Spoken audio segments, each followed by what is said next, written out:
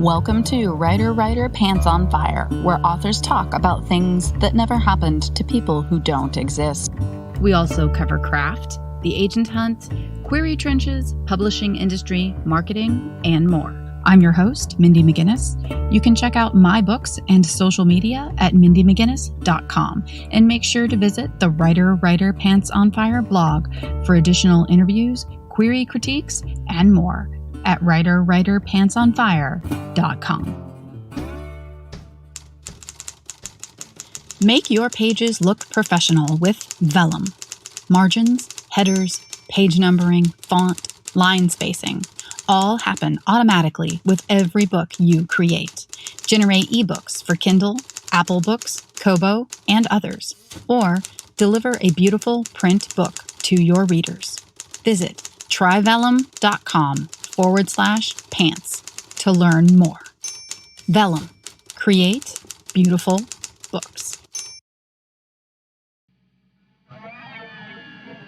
Check out Based on the Evidence, a mother-son true crime podcast that mixes humor with heavy topics in order to bring some levity to the darkness.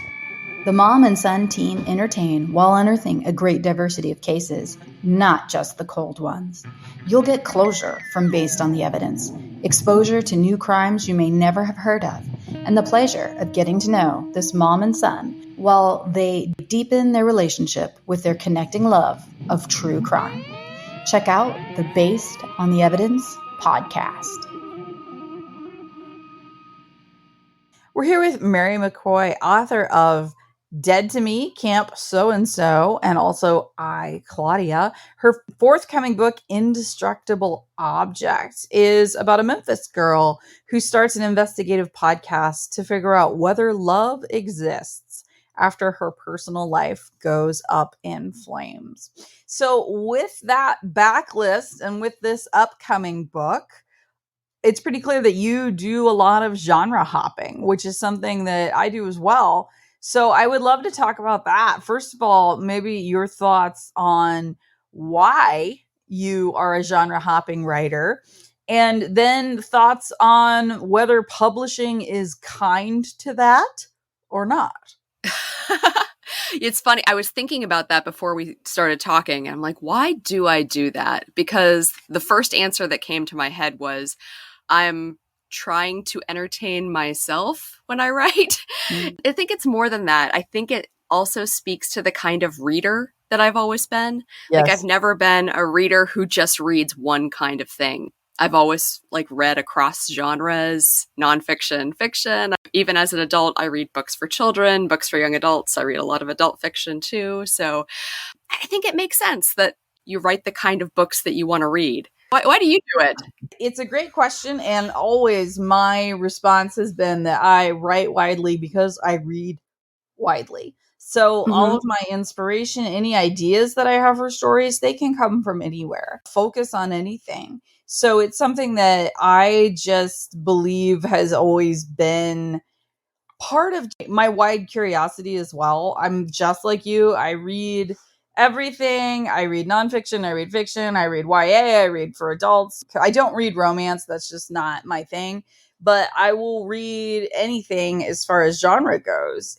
I don't mean to be particular, but I don't understand just reading in one genre. I know people that do. I don't think I could ever have that kind of diet in my reading. So I read widely, and I think that that means that any of my ideas and any of my inspiration also happens across a wide spectrum. Something my agent actually pointed this out to me, that this is something I do. She said, it seems like when you start a project, you have also set yourself some kind of little challenge. I think that's true. I think whenever I'm working on a project, I want to tell a story, but I also have set some sort of I think that this might be just outside my abilities, and I want to see if I can grab it. So I don't know, maybe that's why I do it as well. I'm trying to grow as a writer. Well, I think that's a really good point. I know with my book, Amanda So Discreet, that one is a historical. And when I wrote it, when I was getting ready to write it, I was really excited about it. And I was doing all this research and looking at everything that I had going on. and really just like, yeah, this is going to be great. And then when it came time to write it, I kept putting it off. I researched for 18 months before I even started writing it. And a lot of the reason why is because I was afraid that I would not be able to pull this off, because it's historical and it's a mystery. And my main character is a selective mute. So there wasn't a lot of chance to be working with dialogue. So, I mean, it was a huge challenge. My book that came out in 2020 is called Be Not Far From Me. It's about a girl that is lost in the woods. It's a survival book. It's basically like Hatchet, but with a girl. She is alone in the woods 98% of that book. And I never thought about the fact that How do you do that? it's going to be damn hard to write. Mm-hmm. And when I started writing it, and I was just like, I would come and I would sit down in front of my laptop and I would be like, okay, so what's going on now? Oh yeah, she's in the woods. There's no one to talk to. And I'm like, why did I do this to myself? Just her own terrible, terrible thoughts. Many of my friends that are writers have sent me messages or emailed me because they saw that challenge. I'll get emails from readers. They're like, oh my gosh, I love this book. Thank you. But I get an email from a writer and they're like, how the hell did you do that? Mm-hmm. And I'm like, those challenges, changing things up. I think you're right. I think that's a really good point. Switching things around to challenge yourself. Like in Indestructible Object, a lot of that story is told in podcast transcripts. And like that was something that I wanted to play around with. Part of the story is, the main character is running around trying to get her parents to tell her the story that they do not really want to tell her. Over the course of the book, trying to draw that story out from them and then working that into the narrative as well. Because, and this is something my editor pointed out to me, when you're writing a young adult contemporary novel, the point of the book can't be getting to the bottom of her parents' mystery. You have to keep the story focused on her and her life and what she's going through. And that has to be the center of the story. That was an interesting challenge as well. I love a book where someone digs up family secrets. I write a lot of small town stuff. So yeah, family secrets are always big. You and I have a weird amount in common. In addition to our alliterative names. Like we both grew up, because I grew up in Western Pennsylvania in a small town. Used to be teen librarians. Oh yes, absolutely. Yeah. Mm-hmm. And I think that probably also contributed to my reading and writing widely, because I was always reading things that like normally I wouldn't, so that I would be able to like do good at my job and be able to, give the books to kids that needed those books. So yeah, I think that definitely contributed to me reading widely and writing widely as well. Yeah, and it's funny, I'm not a young adult librarian anymore. I now am an art librarian, and I feel like I'm not nearly as well versed in what's going on in young adult literature as I was when I worked with teens. And yeah, I miss it a little bit. There are times I'm like, oh, what's on trend right now? What is everyone reading? I have no idea. Twitter helps, but it's a terrible place to be. Yeah, I don't go on Twitter unless I have to. Weirdly, a lot of people that I know had this problem. COVID hit, and it should have been like our time for readers. We should be like the happiest people on earth. And I had a hard time reading over COVID for whatever reason. Nothing was speaking to me. I've been really struggling with reading lately, but part of it is because I'm writing so much. I get no breaks from words. All I do is words, words, words. So when it's time to relax, sometimes I'm like, nope, no more words. I had the similar problem the first few months of the pandemic. And actually, the book that was kind of my drought breaker was Felix Ever After by Case and Callender. I read that book, and it was just like a beam of sunshine. And I don't know, it opened a floodgate, and I was able to read after that. I was also like all during 2020, like pretty much from March 2020 through December 2020, I was on deadline. I was doing my revisions on Indestructible Object.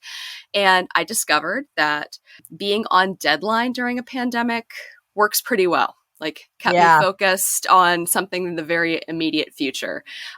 Trying to be a creative person writing first drafts during a pandemic is proving to be slightly more difficult. Just having a really hard time getting into that headspace right now, which is weird. It's never really happened. I've never experienced, I wouldn't call it writer's block.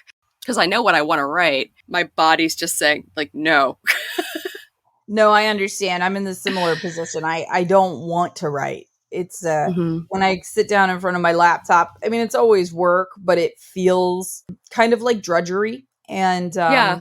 I don't know why. It's partially because I'm an outdoor person and I don't like the way my publishing schedule is currently set up where I'm drafting in the summer. It makes me sad. I want to be outside and I want to be working. And it's like, you know, my flower beds don't look good. My garden is a mess. I haven't even been out there, you know, and that tends to like drag me down a little bit. So that's part of it for me. If my drafting was in the winter months, I would be probably much happier. Speaking of that genre jumping, when you talk about the different types of books that you read, but then also what you write, do you think that publishing or maybe your sales numbers would be kinder to you if you just picked a thing and stuck with it?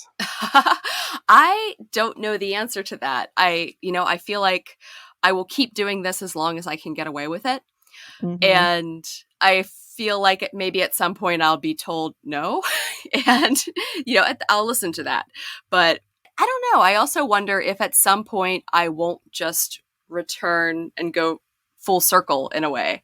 Like the book that I would like to try to write next is a mystery. My first book was a historical mystery.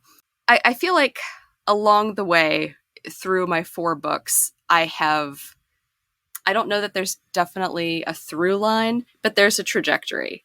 I heard from a young reader who has read all 4 of my books, and she said, I liked this one the best. I feel like you just keep getting better, which was really nice to hear from someone. I was just talking to a friend the other night who said the same thing, and that's good to hear. And, I think about my first book, Dead to Me, which is like this hard-boiled detective novel. And I remember having conversations with my editor while I was working on that book. And the whole time she was like, could you give her some feelings? Could you, she's a real cool customer. And I was just like, no, she can't have feelings. That's too hard.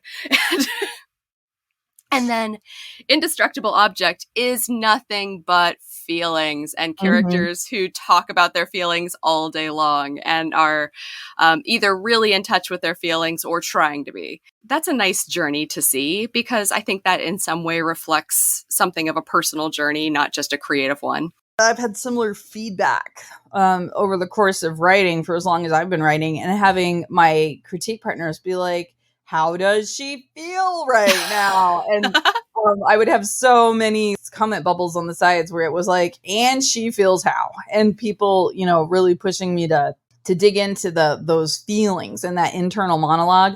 That is definitely part of the craft that you get better at. You don't necessarily see it at first when you are a newer writer or an early writer.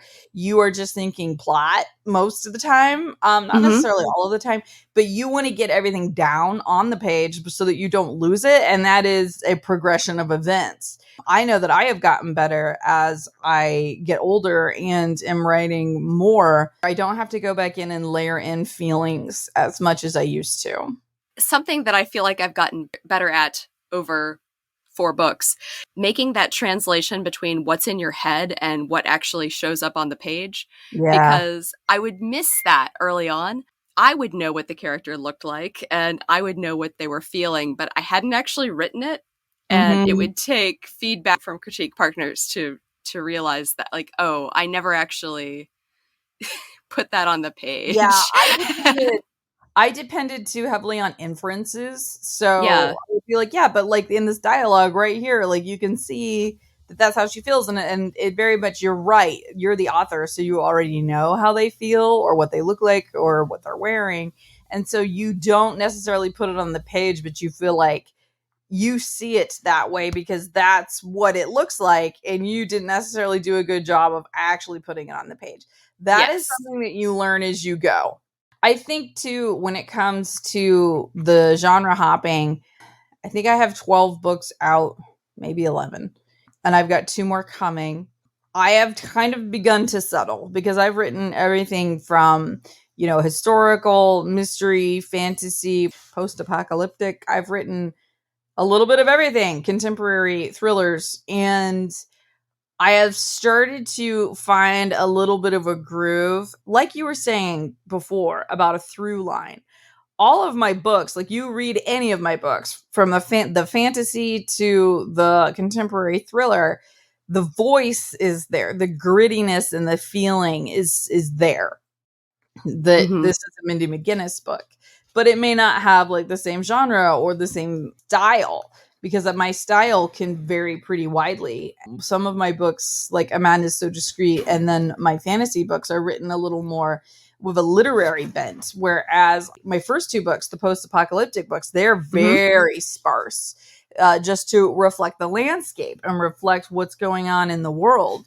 But when I have a book that has a little more of a rich setting, the language changes. So I am a little bit all over the place. And I do think it has probably hurt me in terms of finding core readers, in terms of my publisher knowing how to market me. I do think that has probably not done me a lot of favors, just in terms of straight up book sales. Yeah. And I don't know. For me, I don't know how much of a commercial writer I am. So I don't feel like it impacts me quite as much. I'm a mid-lister, I guess. Right. I feel like over 4 books, there are readers who have come with me because they like the style. They like the voice you were saying. Like, you can tell when you're reading a Mindy McGinnis novel.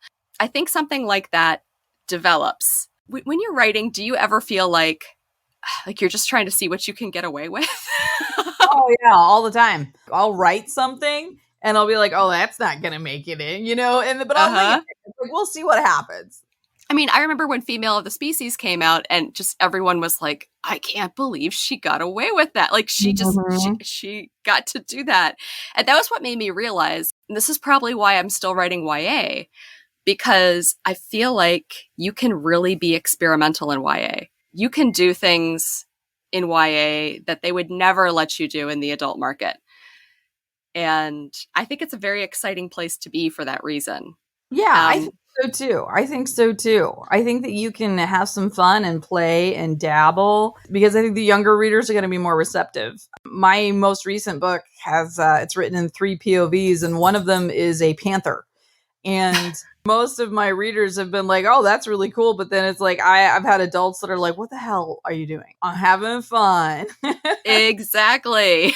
The Female of the Species is a good example. So I think that was my 4th book. And I was not, and I still am not, like a very well-known writer. I have a group of people that really love me and will buy every book that I write, but that's like maybe 500 people. Like, I don't have a huge audience. I definitely think that there's a perception that I sell more than I actually do, if I'm being totally honest. I'm probably actually, as far as numbers go, a mid-lister as well.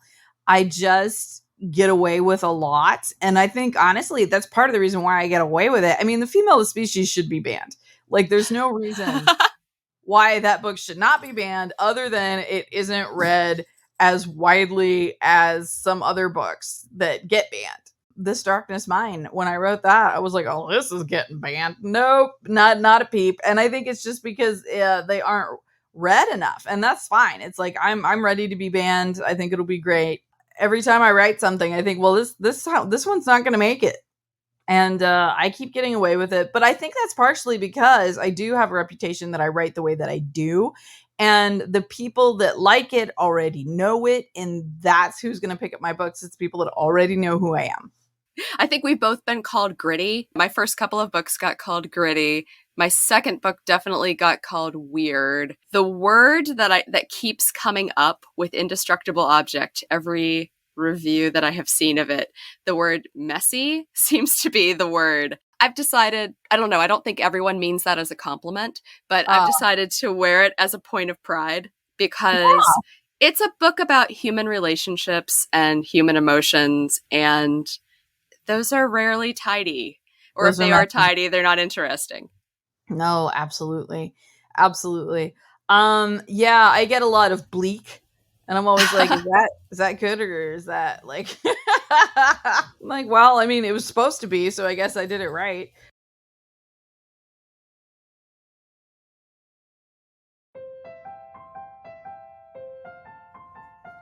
Vellum, It Just Works.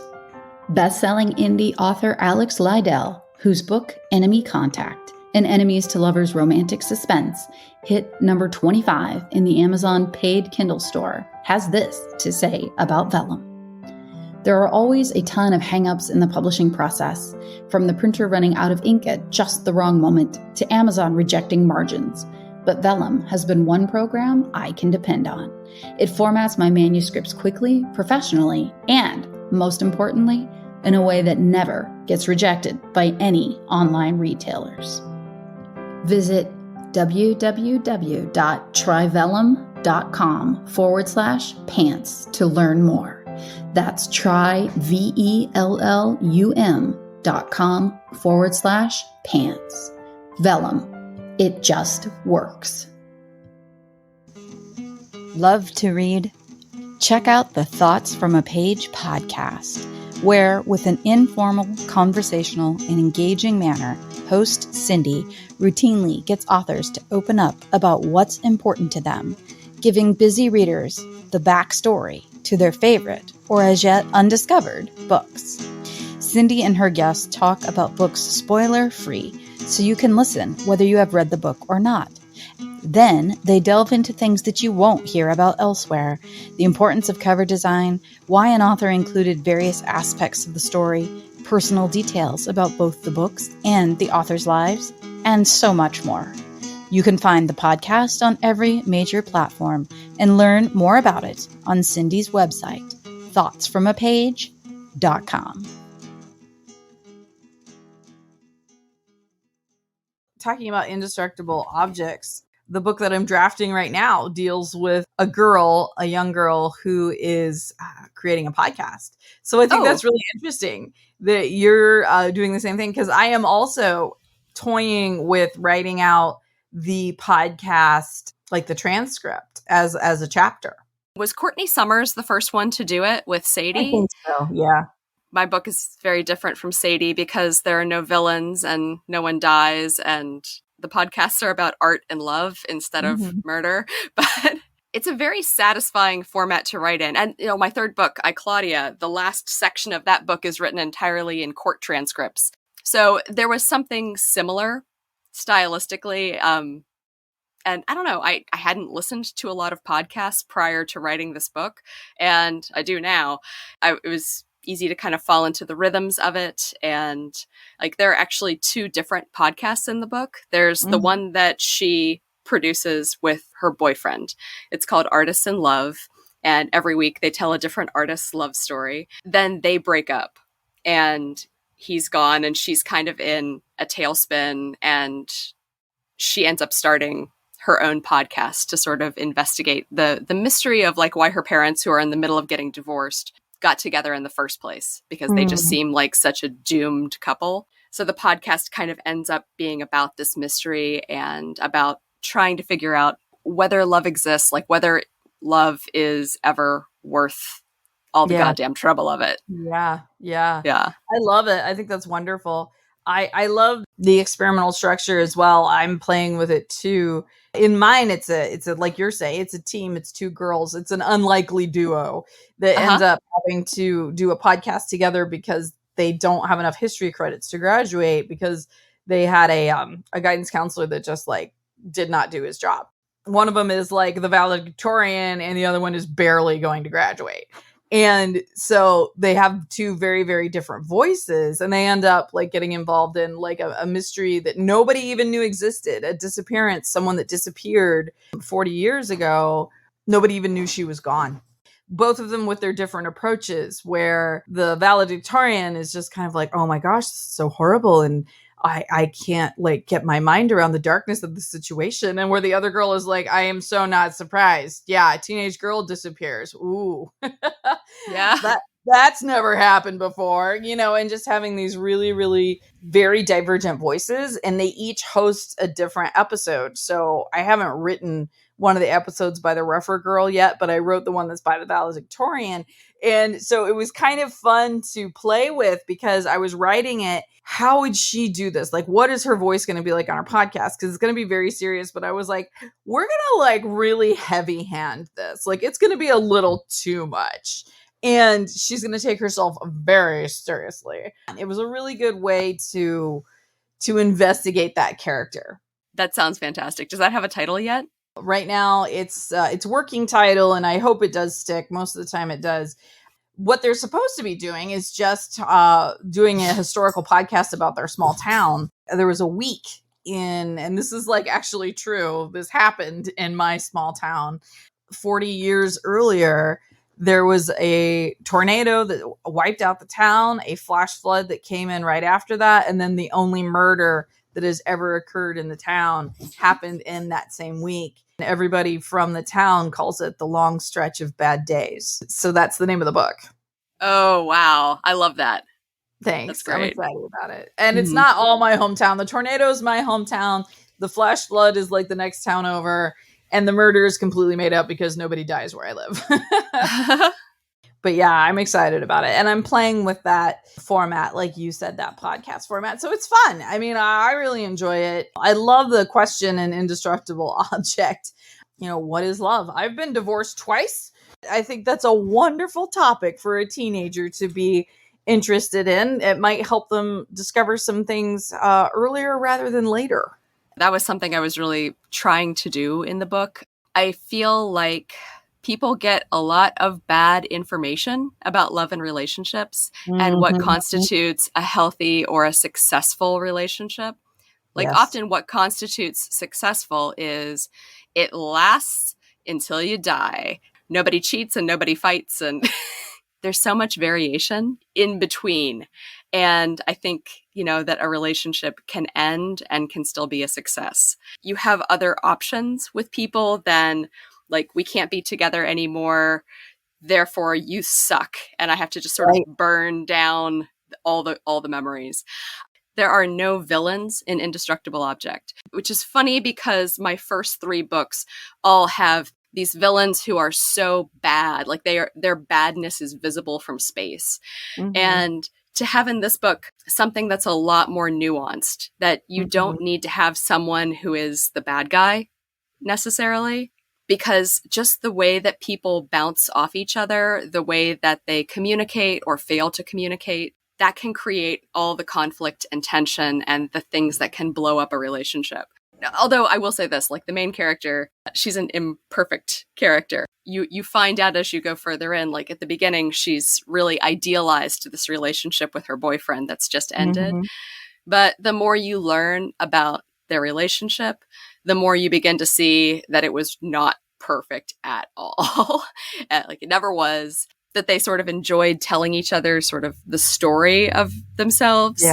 They looked really good on paper.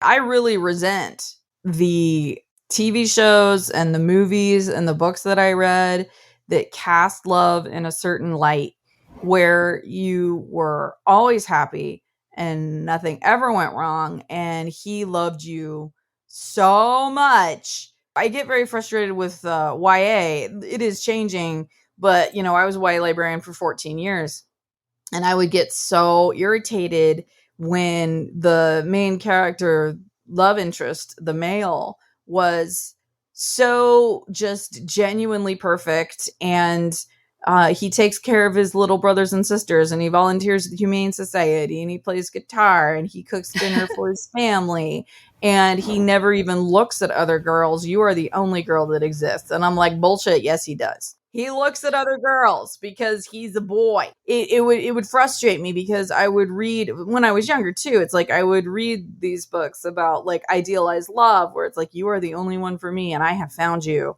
and we will be together forever. Then dating someone and being like, so you really seem to look at Kathy a lot. And thinking, oh my God, this relationship is never going to work. He is attracted to someone else. And it's like, no, that's just biology. I don't know. I feel like some of those grand romantic gestures can often be, they're not always weaponized, but when they are deployed upon you, they're very difficult to resist because you're being fed. Like, there's a moment where in Indestructible Object where the main character and her boyfriend, they've broken up. And he shows up at her house, like in this grand, like, I want you back kind of gesture that she knows even then she should say no to it, but it's just too alluring. Yeah. And she's getting the thing that she wanted, like the thing that fills in that particular narrative. She should say no to it, and she can't. That's something I've always felt about public proposals. When someone is proposed to in public and people are like, oh my God, it's so sweet. I'm like, no, because she can't say no now. But when they do say no, it's so rich. I know.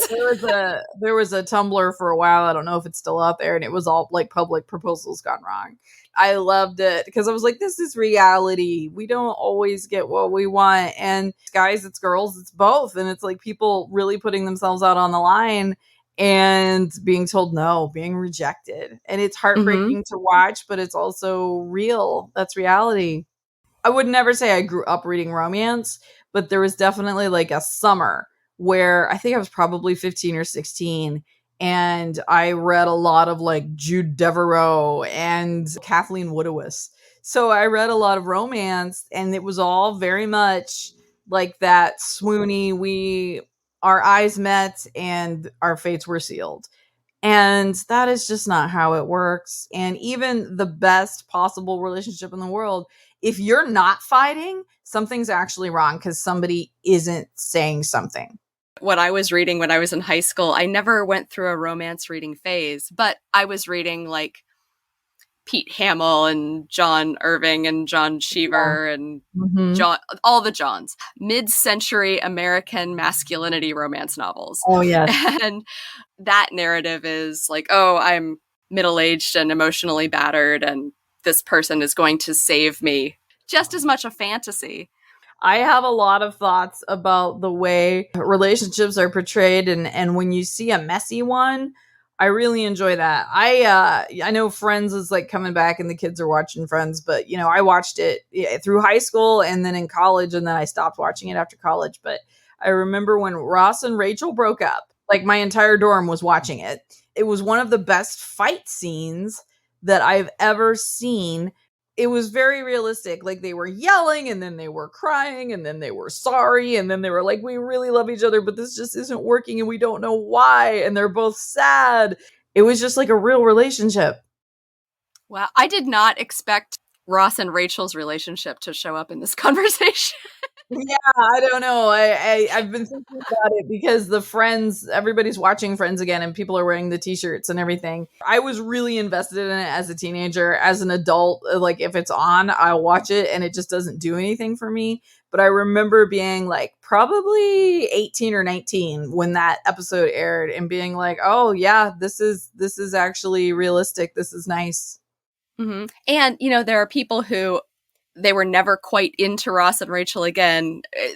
Once they broke up the first time and then got together, it was kind of like, well, they're not perfect anymore, so I'm done with that. Yeah. Right. Which is just not real at all. Yeah. Well, I mean, happy endings are all about where you stop telling the story. The first time that I ever thought that I ever really saw that and it hit home for me was when I saw the movie The Graduate. And, you know, the movie ends with like the big romantic gesture. He actually pulls it off. It goes well. And then the scene of them just driving away on the bus with these horrible expressions on their face of like, oh, we done fucked up. And like, now we have to live with the consequences of our own actions. And I remember really resisting that at first, the movie ending. And I was mad. Like that was my initial response of like, no, you can't do that. That's not right. That's not how you tell a story. And then I realized, wait, no, that is exactly how you tell a story. I read very recently, I actually read The Hunchback of Notre Dame because I'd never read it before. Oh, and I haven't read that. Oh, God. Okay. So I've talked about it on the podcast before. I don't know who at Disney read that and was like, this is a children's movie. Oh, my God. The priest like flat out attempts to rape Esmeralda. Esmeralda is 14. and her knight in shining armor, whose name I forget, he literally like can't even pronounce her name. Like she decides she loves him because she likes his military like helmet, literally. Oh no. Oh yes, she likes the way he looks. And then she's like, I love you. Let's get married. And then she even drops it where she's like, you don't even have to marry me. I will just be your mistress. That's fine. Let's make this happen. And he's like, you're so cute, my little pet. Patting her head, and he can't even pronounce her name. And everyone ends up dying. Literally the entire cast dies except for her lover, whose name I can't remember. But the very last line of The Hunchback of Notre Dame, it made me so happy because it said, I forget his name, we'll just say it's Greg. It says, as for Greg, he suffered the worst fate of all. He was married. I guess at Disney, they were like, well, if we got away with The Little Mermaid and making that palatable to an audience of children, surely we are invincible now. Oh my God. Can adapt this. It was really good. I enjoyed the book. It was fun to read. It was very well written. Everyone dies. Esmeralda is hanged. Quasimodo crawls into her grave and just chooses to lay there until he dies. And as for him, he was married, and it was the worst fate of all. The worst fate of all. And I'm just like, thanks for that, happily ever after. But yeah, I mean, last thing, why don't you let readers know, first of all, when the release date is for Indestructible Object, where readers can find the book, and where they can find you online. It came out June 15th. It is available anywhere books are sold, and my website is mary-mccoy.com. I just got 2 pieces of good news yesterday. I found out, first of all, that Indestructible Object, there's going to be a paperback edition. And I also found out that it was nominated for YALSA's Best Books for Young Adults list that they produce every year. And it's funny, that just felt like such an achievement unlocked, like 4 books in, and like I've never gotten that honor before. It felt really special. Absolutely. And I don't think that people realize you don't automatically get a paperback. You have to sell well enough in hardcover in order to get a paperback release.